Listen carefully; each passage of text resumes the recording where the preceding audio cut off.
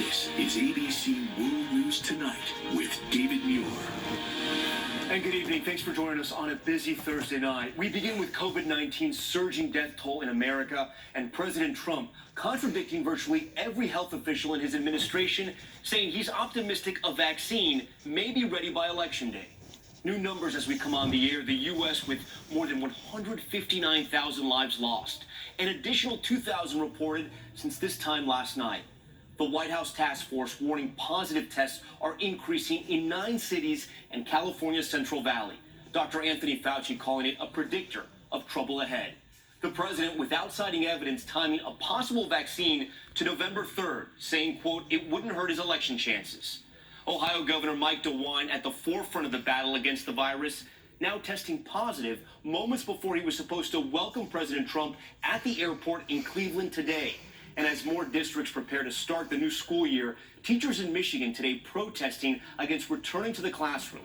The president again insisting students should be in school, downplaying the virus effect on them, saying, quote, very young children are incredibly powerful. ABC Steve Osunsami in Atlanta tonight to lead us off. As the president was landing in Ohio today, one of the first people he was hoping to meet, Governor Mike DeWine, was sharing that he had just tested positive for COVID-19. I just said I look forward to seeing the governor. They said, sir, he just tested positive.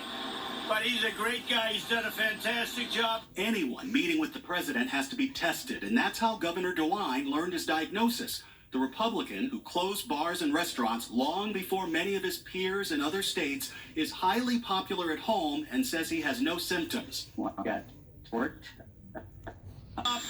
that it'll be probably around that date. I believe we'll have the vaccine before the end of the year, certainly, but around that date, yes, I think so. It wouldn't hurt. It wouldn't hurt, but I'm not doing that. I'm doing it not for the election. I want it fast because I want to save a lot of lives. But many of his own scientists think it will be later. My projection, which is only a projection, is that somewhere towards the end of the year, the beginning of 2021, we will know whether we have a safe and effective vaccine. There's hope in some of the numbers. New cases in 11 states are decreasing, but the number of people dying is still alarming. More than 158,000 Americans, and more than 2,000 reported in the last 24 hours. Tonight, the White House task force is warning authorities in 9 cities and the Central Valley of California that they're at risk for a jump in cases. I give it 2 weeks and someone's gonna die. Someone that didn't have to die. Many teachers across the country are scared and in the streets trying to talk their schools out of in-person instruction.